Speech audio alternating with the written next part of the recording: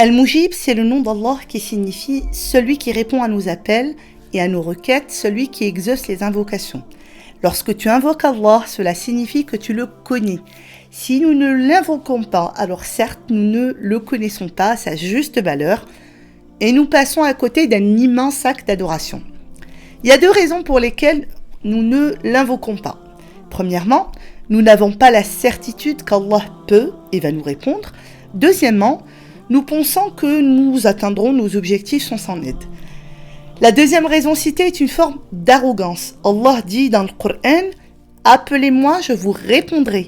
Ceux qui par orgueil se refusent de m'adorer entreront bientôt dans l'enfer humilié. » وَقَالَ رَبُّكُمُ ادْعُونِي أَسْتَجِبْ لَكُمْ إِنَّ الَّذِينَ يَسْتَكْبِرُونَ عَنْ عِبَادَتِي سَيَدْخُلُونَ جَهَنَّمَ دَاخِرِينَ.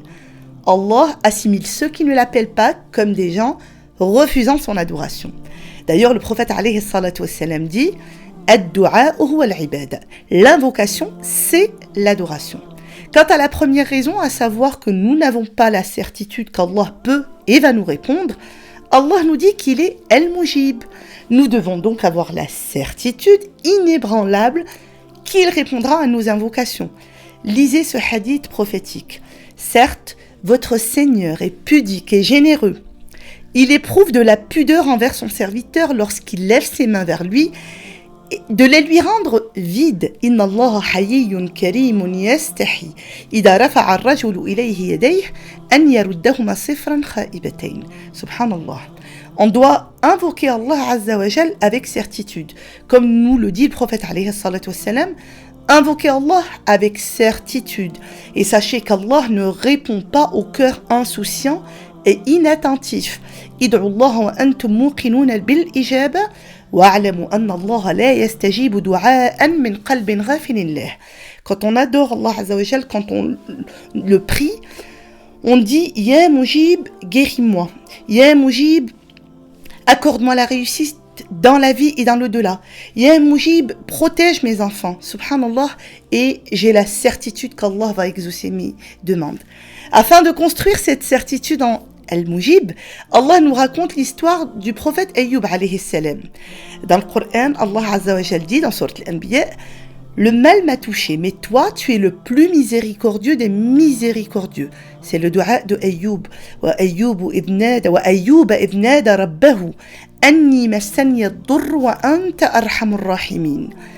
Nous l'exaucâmes en levant le mal qu'il avait, lui rendîmes les siens, et autant qu'avec eux, par miséricorde de notre part et en tant que rappel aux adorateurs.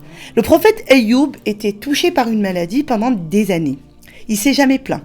Avant d'en être touché, il était comblé d'énormes richesses pendant 50 ans. Et il était toujours reconnaissant envers Allah. Il n'a jamais blâmé son Créateur lorsqu'il perdit toute sa fortune. Et en lisant l'invocation des versets précédents, nous remarquons qu'Ayyub appela Allah par ses plus beaux noms et a formellement reconnu que seul Allah pouvait lui venir en aide. Puis, lorsqu'Allah y répondit, non seulement il l'a guéri, mais il lui donna encore plus de richesse qu'avant. Morale de l'histoire d'Ayyub. Nous devons toujours avoir la meilleure opinion vis-à-vis d'Allah. Husnu dhanni billah. Et prendre conscience que lorsque nous sommes affligés, nous devons nous tourner vers Allah. Il place après chaque difficulté une facilité. Inna ma'al usri yusra. Inna ma'al usri yusra. À côté de la difficulté est certes une facilité, à côté de la difficulté est certes une facilité. Il peut soigner nos peines, mais pour cela nous devons être patients, endurants, à l'image de Ayyub et de plein d'autres prophètes et messagers. Alors dès qu'une chose te peine, souviens-toi de cette invocation. Rabbi inni massani ad-durru wa anta arhamur rahimin. Le mal m'a touché, mais toi tu es le plus miséricordieux des miséricordieux. Allah continue dans Sourate Al-Anbiya en nous relatant l'histoire de Yunus alayhi salam. Et de Nun Yunus, quand il partit irrité, il pensa que nous n'allions pas l'éprouver. Puis il fit dans les ténèbres l'appel que voici. Pas de divinité à part toi, pureté à toi, j'ai été vraiment du nombre des injustes. La ilaha illa anta subhanaka inni kuntu minadh dhalimin. Nous l'exaucâmes et le sauvâmes de son angoisse, et c'est ainsi que nous sauvons les croyants. Le prophète Younes a été envoyé vers un peuple qui désobéissait leur Seigneur. Il n'attendit pas de recevoir un signe de la part d'Allah, lui ordonnant de faire quoi que ce soit. Il les quitta en colère à cause de leur désobéissance. Alors Allah envoya une énorme baleine qui l'avala. Il resta dans son ventre et prononça l'invocation citée dans le verset précédent. La ilaha illa anta subhanaka inni kuntu minadh dhalimin. En quoi cette invocation est-elle spéciale ? Pour 2 raisons. Tout d'abord, Younes a reconnu son erreur et a surtout reconnu que de toute façon, la force venait d'Allah. Il répéta cet appel maintes fois jusqu'à ce qu'Allah le délivre du ventre de la baleine. Parfois, lorsque nous faisons quelque chose de mal, nous avons tellement honte que cela nous empêche de nous tourner vers Allah et de demander son aide. Cela s'appelle al-qunut min rahmatillah et ça c'est un péché capital. En effet, l'un des péchés les plus graves est le fait de perdre espoir en la miséricorde divine. Allah dit à ce sujet, dans le Coran, « Ô Muhammad, dis à mes serviteurs qui ont commis des injustices envers eux-mêmes, ne désespérez pas de la miséricorde d'Allah, car Allah pardonne tous les péchés. Il est le pardonneur, le miséricordieux. » Et subhanallah, al-qunut, ce n'était pas la pratique des prophètes, alayhim salam. Ces derniers invoquaient Allah et le suppliaient de les aider malgré leurs erreurs. C'est ce dont témoigne Sourate Younes. Allah répondit à son appel et le délivra de sa détresse. Puis lorsqu'il retourna vers son peuple, ils embrassèrent tous l'islam, car ils avaient été témoins des signes qui se sont produits. Allah nous rappelle à la fin, et c'est ainsi que nous sauvons les croyants. Lorsque tu es en détresse et soumis à une grande difficulté, avant de demander quelque chose, récite cette invocation et reconnais tes manquements à l'égard d'Allah Azza wa Jal. C'est ainsi qu'Inch'Allah, Allah te pardonnera et te répondra. La ilaha illa anta subhanaka inni kuntu minadh dhalimin. Le Coran nous trace les invocations de Ayyub, de Younes, de Zakaria, d'Ibrahim. Tous ces prophètes et messagers ont invoqué Allah et Allah leur répondit. Non pas parce qu'ils étaient prophètes, mais parce qu'ils se sont tournés vers lui. Dans chaque verset, Allah nous rappelle toujours que c'est de cette manière qu'il traitera les croyants. Que se passe-t-il lorsque nous sentons qu'il n'y a pas de réponse à nos invocations ? Quelqu'un pourrait dire qu'il est difficile de croire en son nom Al-Mujib, celui qui répond, lorsque nous ressentons parfois qu'il n'y a eu aucune réponse à nos invocations. Mais croyez-moi, il y en a toujours une. Il nous arrive d'être parfois impatients face aux invocations. Nous les laissons tomber car nous pensons que, puisqu'Allah ne nous les a pas exaucés, cela signifie qu'il ne répondra jamais. Al-Rasoul alayhi salatu wassalam dit « Chacun de vous est exaucé tant qu'il ne se montre pas impatient. » On lui dit « Comment se montre-t-on impatient, ya Rasulallah ?» Il répondit en disant « Da'awtu wa da'awtu wa lam yustajab li. » J'ai invoqué, je n'ai pas été exaucé. Cela est un point d'une importance capitale.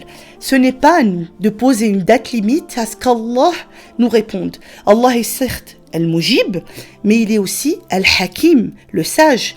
Peut-être que tu détestes une chose alors qu'Allah a mis beaucoup de bien, et peut-être que tu aimes une chose alors qu'Allah voit que c'est quelque chose de mauvais pour toi.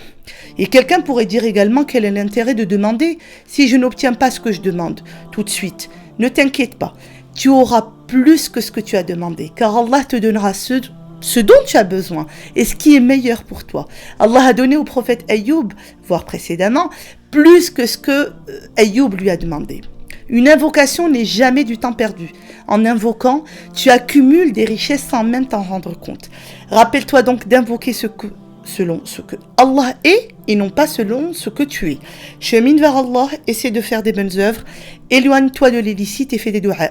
Quelles que soient les choses licites que tu désires, n'oubliez pas que vous êtes dans le meilleur des mois pour les invocations, car ad-du'a, as-sa'im, l'invocation du jeûneur, est exaucée durant le mois de Ramadan, tout au long de la journée et au moment de la rupture du jeûne.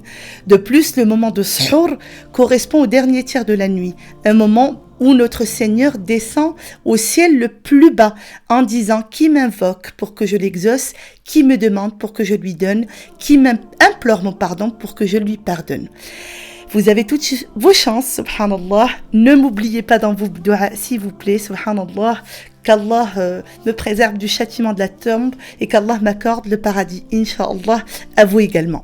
Barakallahu fikum. D'ailleurs, à ce sujet, je vous rappelle notre projet pour les orphelins Rohingyas qui attendent qu'on leur porte secours. 338 mètres carrés pour 200 orphelins à 75 000 euros. Ça nous fait 222 euros le mètre carré. Je pense que c'est à la portée de beaucoup d'entre nous. Rasoul alayhi salatu wassalam nous dit que moi et celui qui prend en charge un orphelin, nous serons ainsi au paradis. Et il a lié entre l'index et le majeur. On est donc à 28% pour ce projet et j'ai très bon espoir que la Oumma répondra à l'appel pour le compléter à 100%. Je partage les deux liens sur YouTube, sur Facebook, sur Instagram, naïma.puis, YouTube et Facebook, je veux comprendre l'islam. Donc il y a le lien CotiseUp et l'autre lien directement sur le site. Pour les espèces, les chèques, les virements, vous pouvez me joindre par mail naïma.puis@gmail.com ou via mon Insta. Barakallahu fikum wa assalamu alaikum wa rahmatullahi wa barakatuh.